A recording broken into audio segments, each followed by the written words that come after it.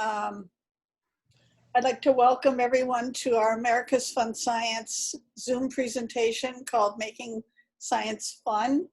I'm Carolyn Williams, I'm the Operations Director. And then we also have Dr. Tyrone Carter, also known as Dr. Fun. And he's going to be talking about his books and some other things later on. So with that said, the first thing I would like to do is get into our presentation.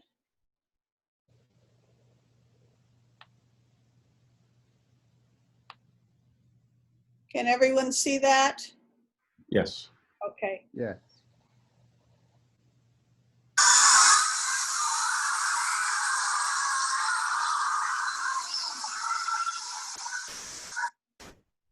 That's just an introduction to how we make science fun.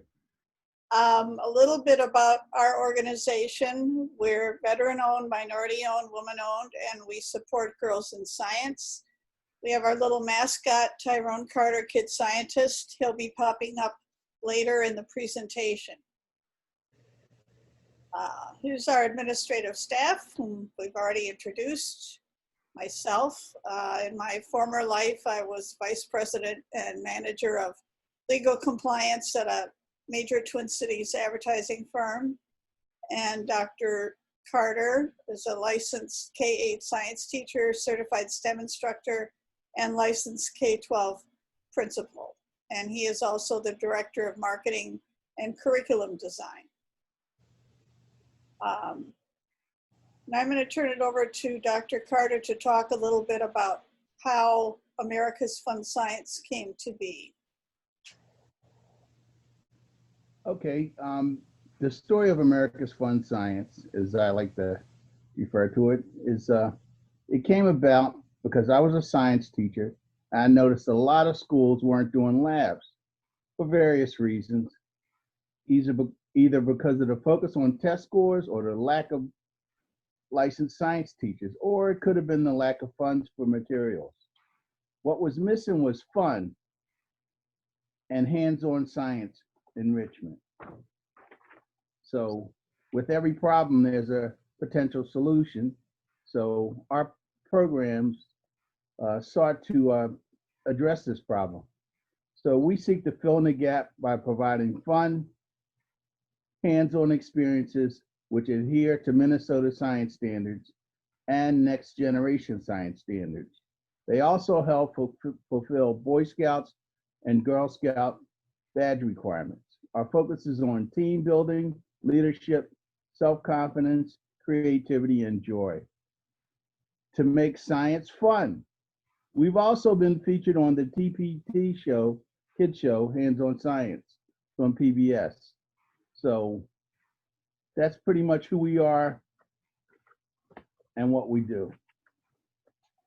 Tyrone? I'd like to tell people if they do have questions, feel free to use the chat function to send a direct message. And when we get later on in the presentation, we'll be happy to answer those questions. Mark, did you have something? I'll use the chat. Okay. Now, of course, we, like many organizations, have been impacted by the coronavirus. And so we've had to adapt to the state restrictions of social distancing. And what we've done is we've reduced the class size where normally we'd have 20 to 24 kids. Now we only have 10 to 12. The instructors wear face masks and shields.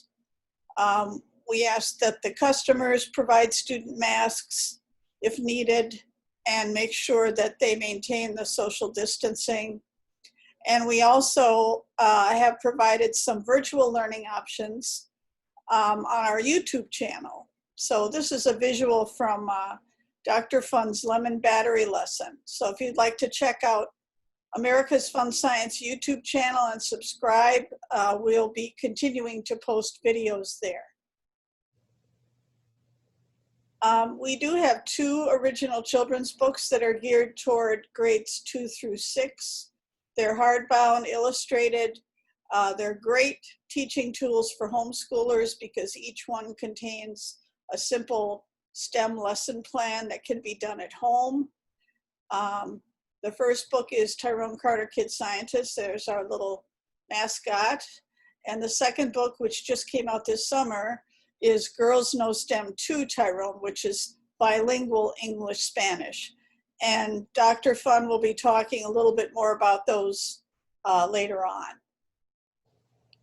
These are some photos from some of our programs. These were all taken prior to COVID-19, so you'll see there isn't social distancing or masks being worn, but it reflects the fun that kids have with our programs. And this is a listing of just some of the more popular ones. We do have over 20 different programs. Now I would like to turn it over to Dr. Fun, who's going to talk about the 2 books that he has written, a little bit more about those. Hello. I'm going to talk about the 2 books that we have. First, I want to talk a little bit about how it came about. A few years ago, some of our customers reached out to us, and they wanted for us to provide lists of science books that they thought would be appropriate for their students. So I did that a few times. Then I got back a response, no, we want lists of science books that have stories in them, because we don't want just dry science facts. And so I put together a list, but I noticed that second list was not a long list. So I thought, boy, someone needs to write some science books for children that have stories in them. And I thought, boy, I'd love to do that, but I just don't have the time. And as time went on, I put down thoughts and ideas about what those books would contain, or what that first book would contain. And over a period of time, I realized I had actually written the book. So then I set about putting that book together. Now it's our first book, which is Tyrone Carter, Kid Scientist. And this book is carried by most of the libraries in the Twin Cities, the Hennepin County Library, Ramsey County Library, and it also is a very popular book. Each year we do about 20 library events during the summer, just based on the strength of this book. It has a great anti-bullying message in it, and the hero, he gets bullied, but he uses the power of the library and science to turn the tables on the bullies.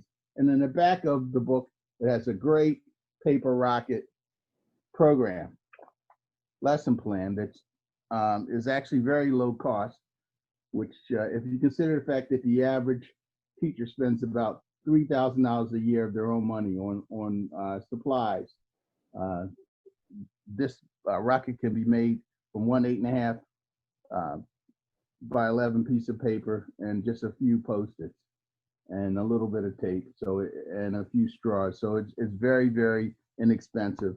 The second book. Did you have a sample of that? Oh, this is the rocket that you can actually build at the end of the book, and I'm pretty sure you can see that. Can you see that? And I was told not to launch this, but I'm going to launch this anyway. So 5, 4, 3, 2, 1. So that's our rocket. This is also something that during the normal expos, we've been giving those away to any kids that come by our table.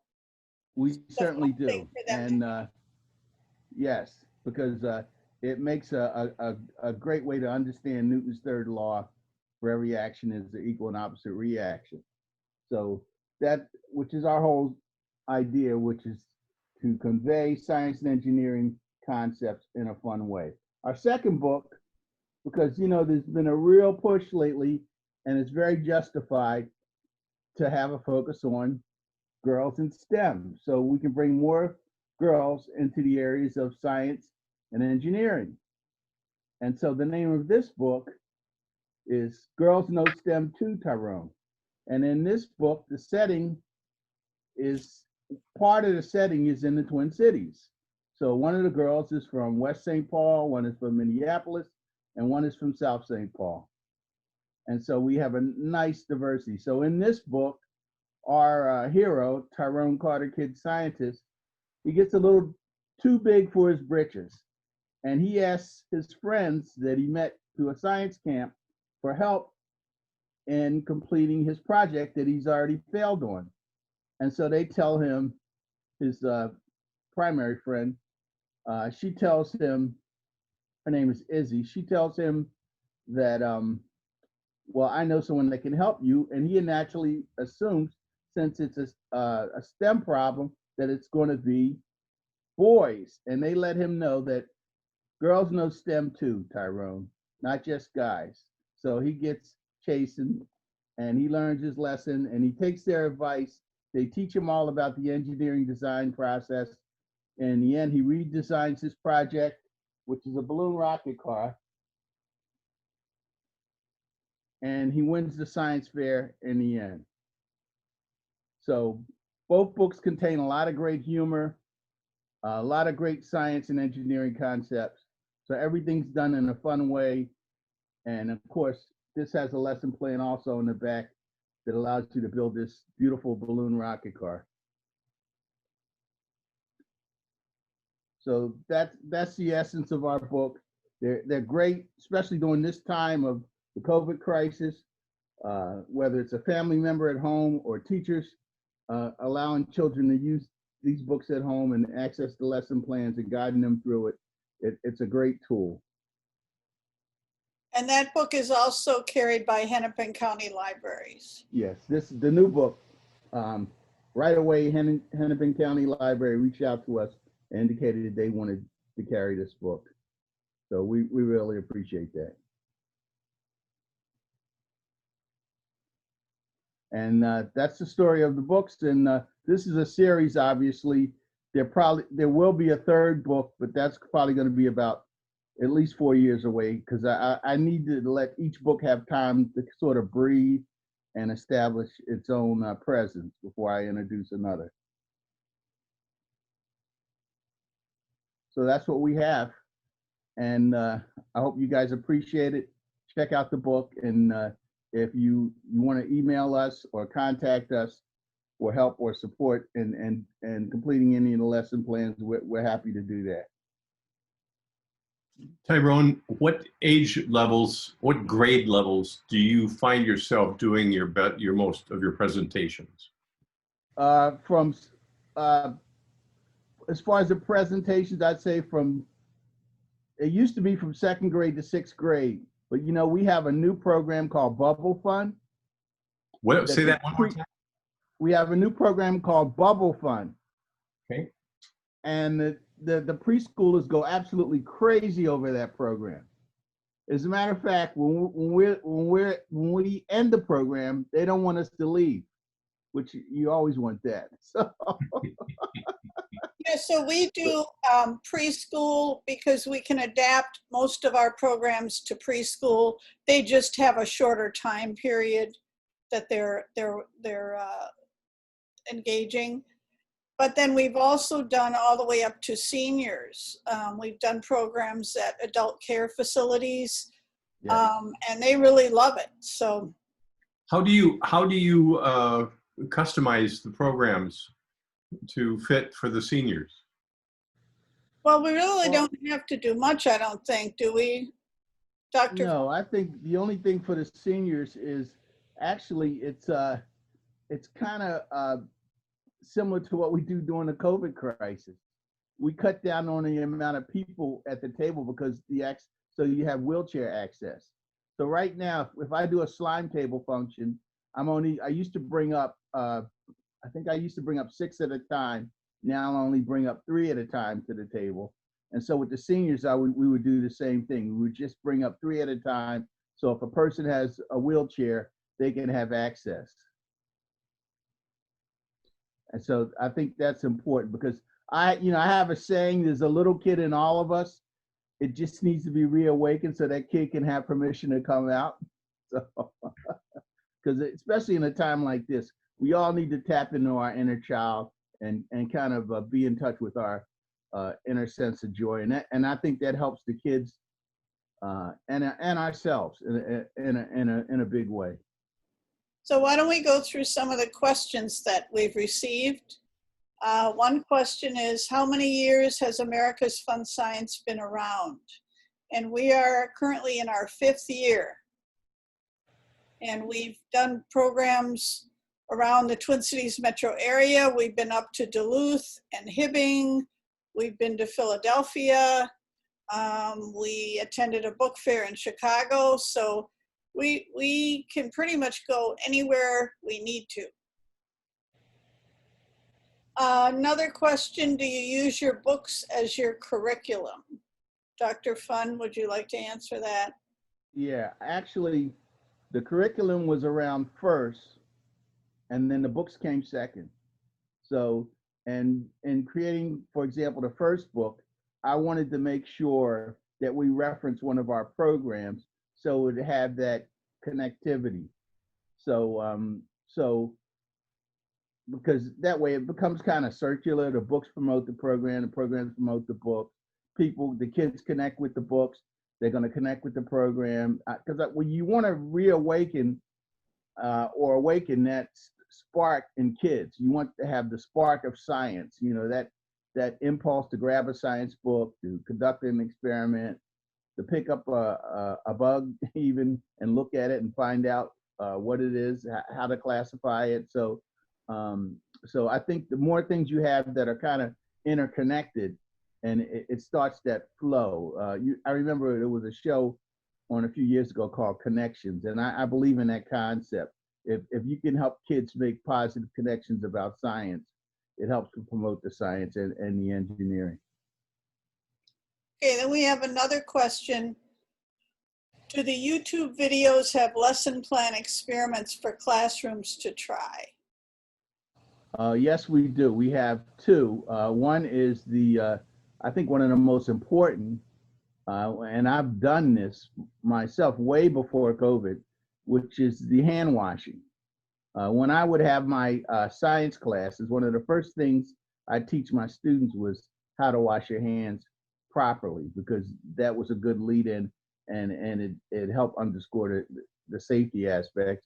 But also as part of that hand washing, we teach kids how to make their own hand sanitizer. Of course, it's best to buy your hand sanitizer, but if you are in a situation where you run out, and we know there are a lot of shortages these days, it's good to know how to make your own hand sanitizer in a safe way.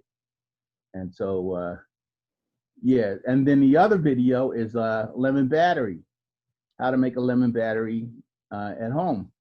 And so that's a great fun. So, you know, that's been a part of our concept for a while.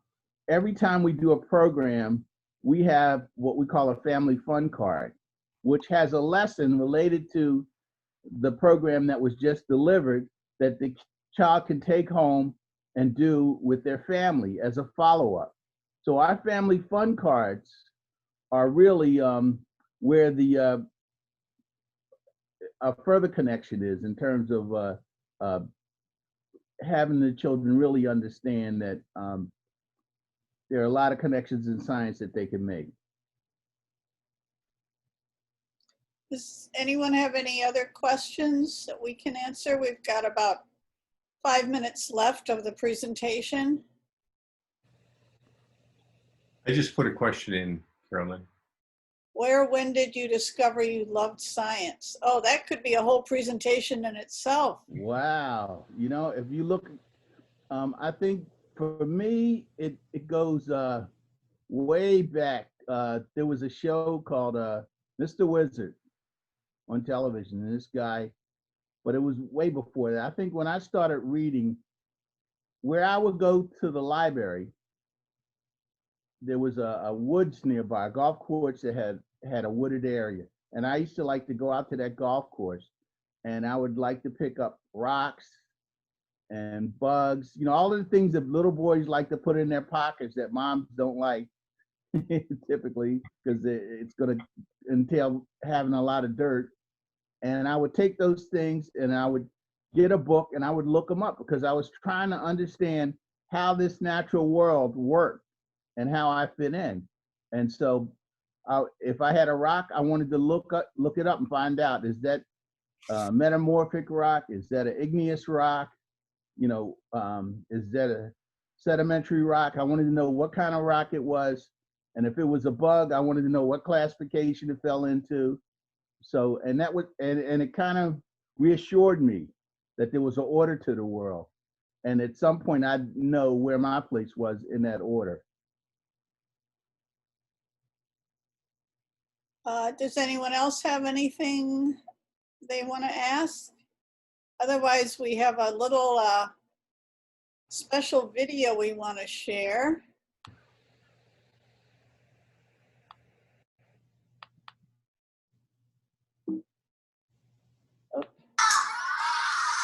This is our dragon fire.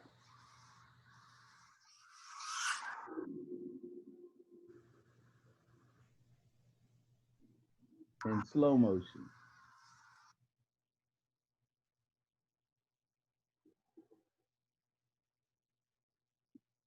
We thank everybody for coming out, and we appreciate the support. Check out our YouTube, and if you're interested in one of the books, contact us at America's Fun Science. Thank you. And there's our email also. If you want any other information, we'd be glad to email it to you or answer any questions that you have.